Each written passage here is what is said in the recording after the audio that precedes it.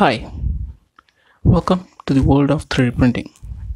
I'm Ayush Nair, Autodesk Student Ambassador and your trainer. Currently, I'm in the final year of my BTech at Providence College of Engineering, Chennai. Okay, so what are desktop 3D printers and how do they compare to industrial 3D printers? Are these devices as much a part of additive manufacturing or their older high-cost predecessors? To kick off the world of 3D printing course, I'd like to take on to a brief journey through the context out of which emerged the 3D desktop technology that we will cover in depth for the upcoming days. In this training session, I will focus on what's unique about desktop 3D printing, the background that led to the rise in popularity over the past decade, how it revocated the family of industrial technologies that it emerged from, and a few of unique factors that set it apart from the other digital fabrication technologies today. Other instructors in 3D specialization have already pointed out this fact, but it nears repeating. 3D printing technology has been around for a long time. 30 years have passed since Chuck Hull invented and commercialized the stereolithography or SLA process back in 1984. Scott Crumb invented the late 80s and commercialized in the 90s fused deposition modeling. Well, the fused deposition modeling or FDM is the most common form of additive technology used for desktop 3D printing today. The field of additive manufacturing or AM clusters together a number of related but distinct technologies that centers on the use of a computer-guided device to replicate a digital model in the physical world constructed from raw materials. This new paradigm reverses the traditional manufacturing process that typically involved first constructing molds and tools or applying tools to cut, carve, turn, melt, or otherwise subtract material, which is also known as subtractive manufacturing. From a larger context, so how about a clear working definition of a desktop 3D printing for the benefit of this course?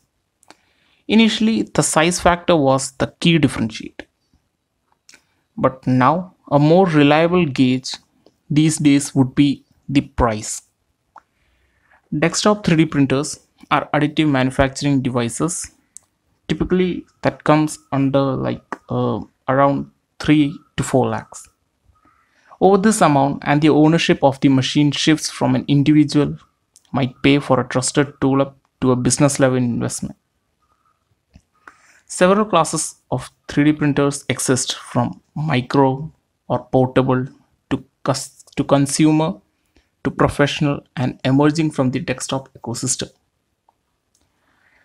Are benchtop and medium format scales and price points as well that still share a closer evolutionary link to desktop printers than just industrial printers. These definitions vary from marketplace to marketplace, and no doubt clear definitions will be settled by the market sooner than later. If certain elements become commodities and certain elements remain premium features, what came before 3D printing? By the first decade of this millennium, there was already a firmly established place for 3D printing. In engineering, design, and manufacturing tool chain, a number of machine manufacturers and service bureaus working in space. The technology was typically used an intermediate rapid prototyping stage to produce a physical sample of a part about to be manufactured, so that all the stakeholders could access when the design was sufficiently complete and well designed. Well, for the business to commit to the expenses for delivering the design to machinist, foundry, or factory, at that point, was costly. Tools, molds, and factory lines within to be prepared for the production of the parts in quantity. Dr. Adrian Bower of the University of Bath proposed a compelling alternative to the industrial grade 3D printers that came before. Inspired in the part of the sources I mentioned before, together with his own academic background as a mathematician and an engineer, exploring 3D topology, make them simple, make them cheap, and make them so they can self-replicate. The RepRap or replicating rapid prototyper movement had begun. This community targeted fused deposition modeling first or FFF, the style of additive manufacturing where thermoplastics are extruded on a build plate, building up to the final layer part by layer, and quickly cooling plastic by tracing outline and infill before moving up and repeating the process again. This option has a few critical moving parts than SLS and SLA. Materials was easy to get, inexpensive, and much safer than other additive manufacturing techniques. And more importantly, these base patterns for the technology were expired. The RepRap movement aims to develop 3D printing breeds over a series of evolutionary leaps until eventually the goal of printer self-replication will be met completely. Currently, while many of electromechanical components can be produced, there are a number of components such as sensors, microcontrollers, and stepper motors that is so difficult to produce using this technology that you can't do it. Okay, so let's pause here for a moment and consider the following question. Is the beginning of RepRap movement the beginning of era of 3D printer? In my opinion, sort of, with a big asterisk. While many of the key players involved with the birth of 3D printing were intimately involved with or inspired by the RepRap movement, such as Bits for Bytes in UK, Ultimaker in Netherlands, MakerBot in US East Coast, and PrintBot in US West Coast. There is a fundamental difference between the goal of participants in the RepRap movement, which still continues attracting passionate participants to this day, and the goal of those are using the desktop 3D printer technology class that evolved in its wake. Self-replication and easy duplication are not requirements for 3D printers. In general, desktop 3D printers targeted first and the foremost that strategies that reliably produce objects. Emphasis is upon printing over producing barriers. But the early history brings the two approaches together. The problem that drove Zach Smith, the co-founder of MakerBot, on the journey that would lead to the creation of MakerBot CUPCAKE CNC, which was the first affordable desktop 3D printing kit in the US, was that he needed a machine to help him produce RepRap 3D printed parts. Eric DeBruge, future co-founder of Ultimaker, was the first outside of Dr. Adrian Bower inner circle to produce a working Darwin RepRap model from the BOM and instructions developed online. He and his co-founder set their sights on designing a machine of their own as a reaction to some sort of frustrations they face with self-replication constraints of the first RepRap breed. Where the two approaches overlap gets us to the heart of the most significant contributions of both RepRap and desktop 3D printing to the additive manufacturing ecosystem as a whole. One we will continue to examine the detail for the rest of this training session. By drawing together a passionate, creative online community to rethink how additive technology might be reimagined from the ground up as more affordable, more widely distributed technology platform. The RepRap movement and pioneering desktop 3D printer manufacturers like we were able to unlock a vast array of contexts to use and draw deeply on strategies from web and software development to advance these. The desktop 3D printing has been a very much of an internet era development, and most of the raw sources and data for this evolving story can be found there. Now moving on to the popular desktop 3D printing technologies. Well, there are many type of manufacturing processes in the additive manufacturing community. Okay, so those encountering a 3D printing in the world for the first time often ask me, what is 3D printing? How does 3D printing work? But a more helpful question might be, which machine is that and what 3D printing technology does it use? Remember that 3D printing is a generalized term for everything under additive manufacturing. The label itself doesn't actually clarify the substance, shape, or method of fabrication used by a specific device. It's a foggy phrase for a manufacturing robot that produces physical objects from digital files. The term 3D printing and the industry preferred label of additive manufacturing group together a family of diverse, even distinct fabrication processes. So many that few users will encounter all of them in the course of a single project, job, or even career. Thus, from a practical perspective, the individual designer, engineer, or a small business owner has a direct experience of only few handful range of additive manufacturing techniques. With an ever-growing menu of specialized materials, specific strategies available through the use of fabrication service, bureaus, and factories. Well, here we will focus our attention on the ones that are more likely to be used, providing the background context along the way for our focus elsewhere in this course. Extrusion based,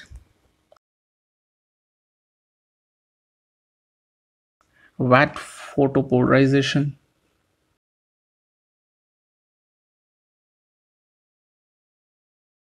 powder wet fusion,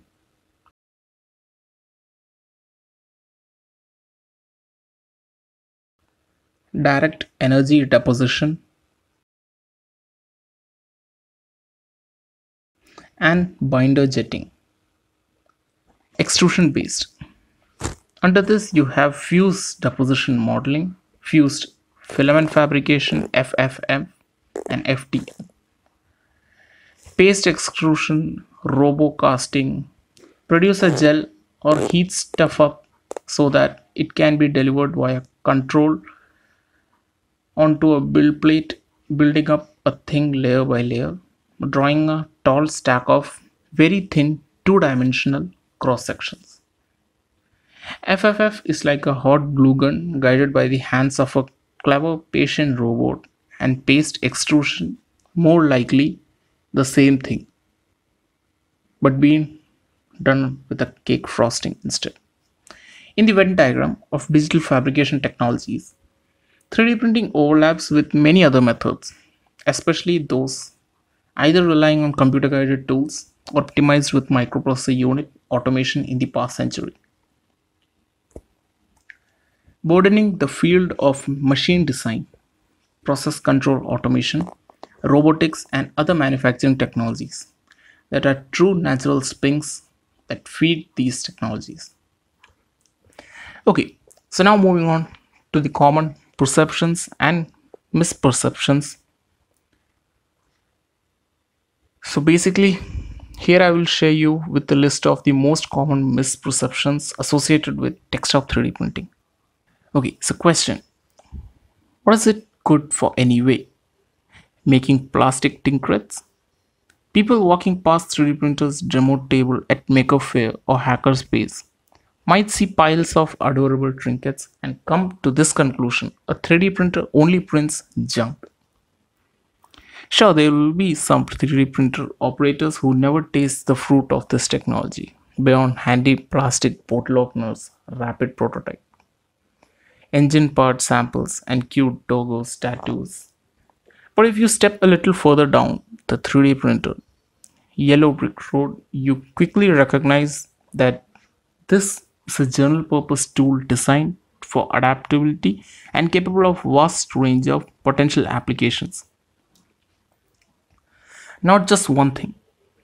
A 3D printer is not an expensive wax casting vending machine at the time store, where a handful of quarters result in the same smooth face of line every single time.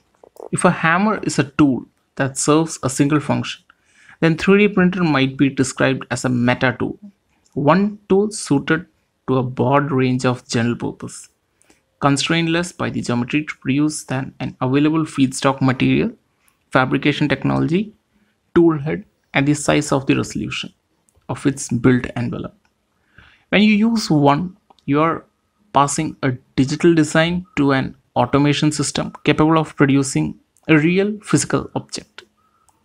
For a toy inventor, a 3D printer might be seen as the best tool for producing new toys and parts to pitch a toy community or a toy company.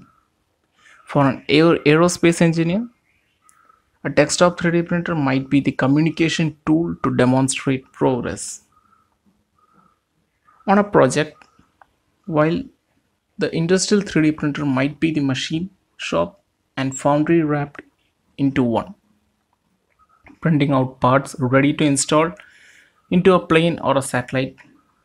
Made marketing sees this as a promotional platform. Filmmakers believe that they were invented to produce specific special effect props, puppets, or stop motion characteristics, and crowdfunding giveaways to fund their next experimental short film.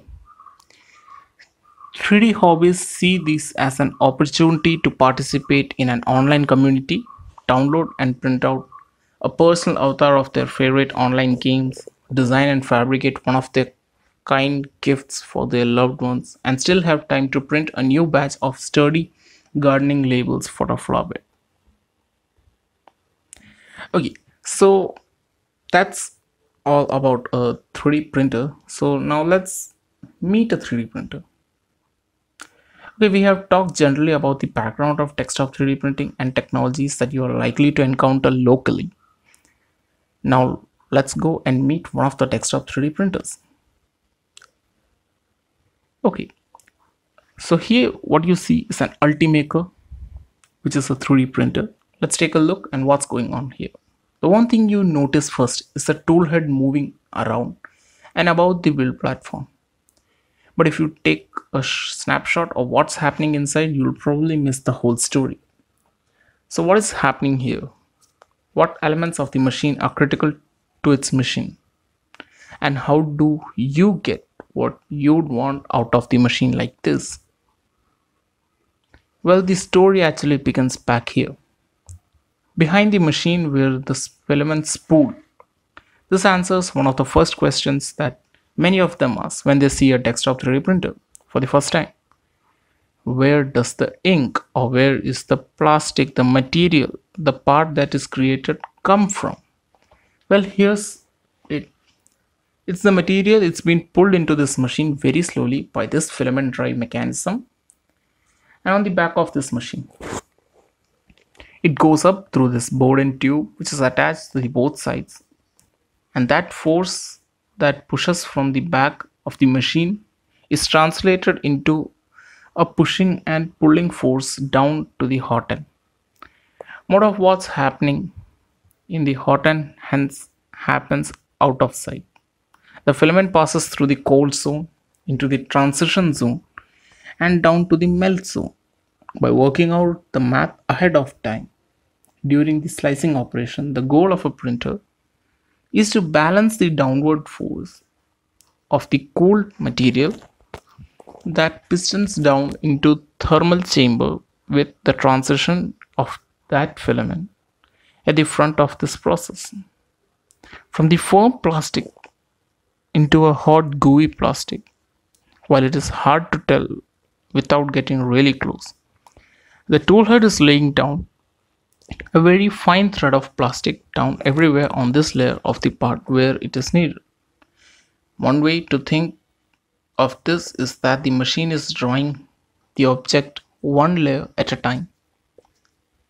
By drawing first the outline of the layer, the shells, and then filling in the main mass of the part with a sparse solid infill pattern. You can see here that right now it is filling the interior of the object.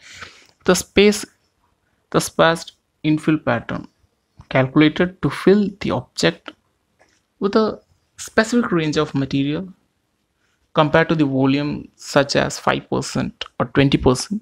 This saves you material where you don't need much plastic, and it also speeds up the process and it reduces the printing time. Well, there are many things in a 3D printer that works together. Range of approaches to each aspect of the machine design, from mechanical motion to electronics to extruders and beyond.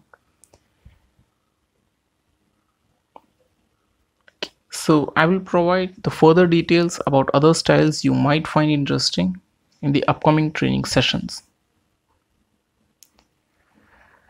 Okay, so let's move on to the next topic, which is getting access to 3D printer. How you can get a 3D printer at your home. Okay, so next, getting access to 3D printers. Well, source one, the internet. Probably the most common place where future 3D printer operators experience 3D printer for the first time is on the internet. Even beyond the websites of the printer manufacturers and resellers themselves, there are thousands and thousands of videos and photos and accounts that follow you to encounter desktop 3D printers. Have an eye on a specific model of printer and aren't sure if it is as good as the designer claims it to be? Well, you can spend more time hunting online for professional and amateur reviews, which will help you gain a very good knowledge about the 3D printer that you are going to buy. Well, you can also cross-check all those reviews in social media platforms like Twitter, Instagram, Facebook, YouTube. There are so many. Okay, so it won't be hard to find something about 3D printers, even if it can become a little bit trickier. But still, you get more information about the 3D printer that you are going to be buying. Well, it can also validate the manufacturer's claim and disapprove and prove. Well, it all depends. Well, we also know about the 3D printing time-lapse videos, which you can see right now in the video. Well, these are pretty popular right in these days. Well, it can accelerate the activities of hours or days into a thrilling videos of just 20 seconds. Well, this is not just necessarily the whole story of how the printer works, but at least it validates the printers used may have successfully fabricated that particular design.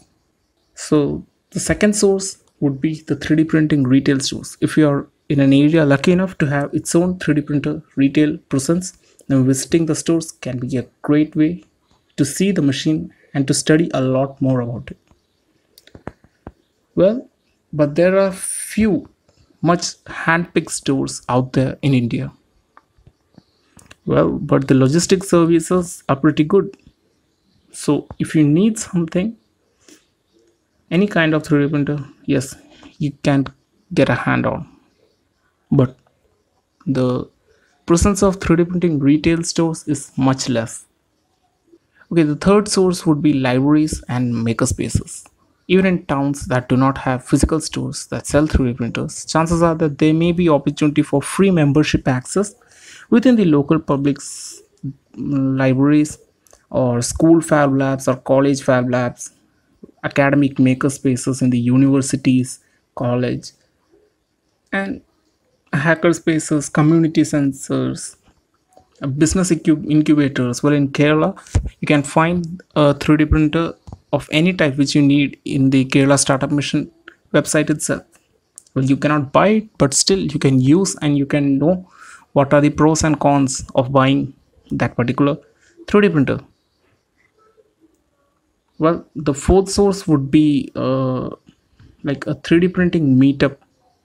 Okay, even if there are no retail stores or free paid printer access week to week where you live, well, check about the meetups. Okay, recently there was an Autodesk AU India meetup where they had every kind of 3D printers over there. So keep checking on that about the meetups which are happening locally around your area. Okay, now the fifth source would be service bureaus and crowd printing services, like which are basically common right now, as there are many go-to services like Shapeways, iMaterialize, Sculpture, and many others. What all these do is they can print you the model that you want to print, but I don't see this as a major source. But there are some selected retail stores and malls which are authorized resellers of the 3D printers. Still, there are very few hand-picked ones, but yeah, you can get a grab on it.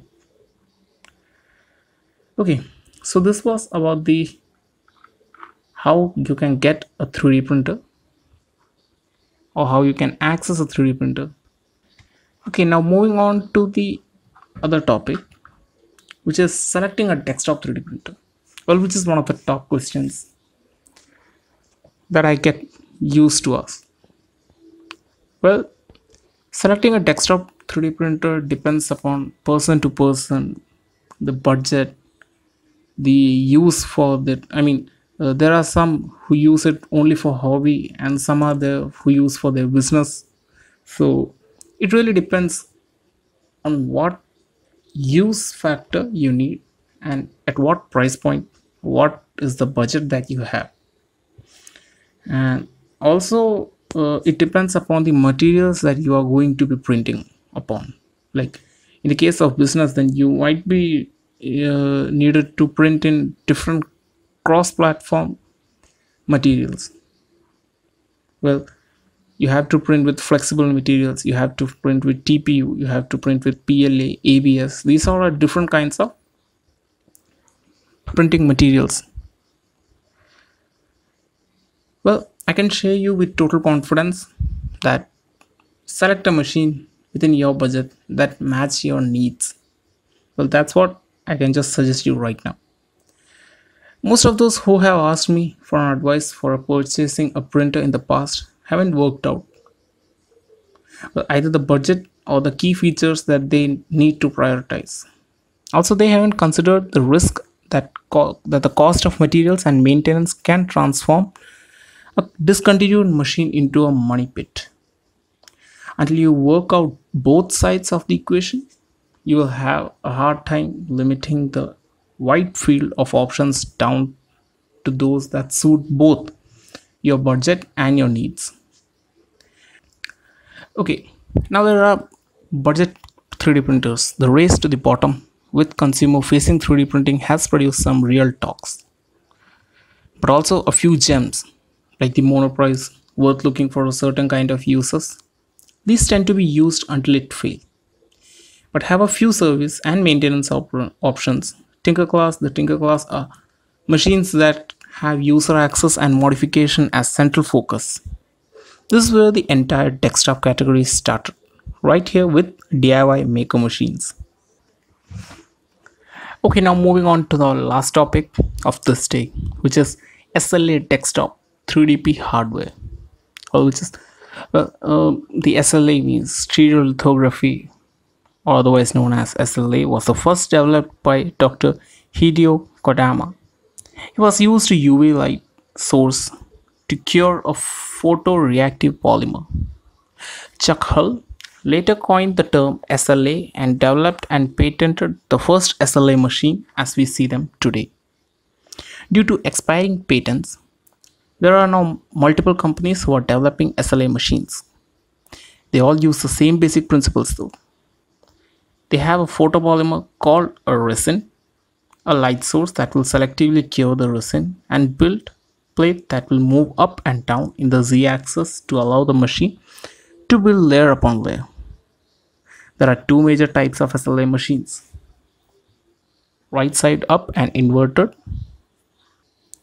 You can see from this illustration that there is much less resin being held in the tank. This innovation allows us to have desktop SLA machines. To start us off, here's an example of a desktop SLA 3D printing setup. If you have a printer, a washing station and a curing station, in the bottom of the printer there's a light source, control, motors and interface panels. On top of the machine you have a UV protective cover. Since the resin is photosensitive, we need to block any external UV light from entering the build space. As we open the cover, we see our resin tank, resin, a build platform, and here we have a printed part. If you look at the part, you will see a lot of uncured resin in this part. All this needs to be washed away to finish this piece. The part is currently in what it is called green state. It is fully formed yet not fully cured. You can see the supports here. They are very thin and frail, but play a crucial role in SLA printing. Supports and part orientation in an inverted SLA are very different from that used in the fused filament fabrication. Having poor part orientation or not enough support will lead to deformed parts or poor part tolerance, as previously mentioned. The part now needs to have any excess resin washed away. To do this, we use an isopropyl alcohol bath. Not all machines have an automated wash system. Many of them use simple plastic tanks that you may have to manually agitate at the time of washing process. Once washed, you can now see that there is no liquid resin remaining on the part. The part is still in green state. It's not fully cured. To fully cure, we place the part in UV curing chamber, much like a wash station. Well, not all machines have a UV curing chamber. To automate this process, many people simply put their parts out in sun to cure, or use a UV lamp to do the same. So with that high level overview of SLA process, let's look a closer look now at the subsystems of the SLA printer. Let's start with the motion system. There are very few moving parts in SLA machine. The build plate moves along the Z-axis to allow the part to build layer upon layer. The image shown here shows a motion system controlling movement and distance to the resin tank during printing. This allows for new resin to flow underneath each layer to be cured. The resin tank not only acts as a container but as a window to pass UV light through to cure the layers. The bottom of the tank is typically made from a semi-flexible material. As you print, the resin cures not only the build platform but also to the resin tank. Over time, this will reduce the optional clarity of the window and the tank or film must be replaced. The peel mechanism is sort of a combination of resin tank and motion system. This form lab uses a sliding peel, whereas other systems simply use the Z motor pull up on the build plate. Well, there are three major types of light sources used in desktop SLA: laser SLA, DLP SLA and MSLA. Laser system use a galvanometer. This is a series of mirrors and motors that will move the laser beam around the build surface to cure the layer. DLP or digital projections project a high power UV light image of the cross section for each layer to cure. You can see this process in the video as shown, the layers progression and the flash of each cross section of each layer being cured. MSLA or masked stereolithography uses the LCD screen to mask and block out the light of areas where you don't want to cure. Then UV LED will shine through the unmasked area to cure the layer. Now let's look at the print in action. As the print starts, the printer has already received its G-code instruction from the slicer. The build plate lowers itself into the tank of the resin and the light source will selectively cure the model. As each layer cures, the newly cured layer is slightly fused to the tank. So the next step is peel. The tank slides over, which separates the tank from the part. The build plate resets and resets itself for the next layer. Take a close look at the light source beneath the resin tank. This laser, DLP or MSLA. So the question still stands. When SLA is most appropriate technology to use, you must consider the trade-offs of printing and post-processing the part as compared to fused filament fabrications. But also consider the advantages of SLA. Well, SLA can have much higher resolution when compared to the fused filament fabrication or FFF. You can see in these examples. Well, it's impressive to see that how small these objects actually are and how detailed they can be by using just an SLA printer. Well, the resolution of prints is truly impressive, but SLA has limitations to the materials. While this is a challenge, many companies are pouring a lot of energy and a lot of development in the resins technology. Okay, so this was today's class all about.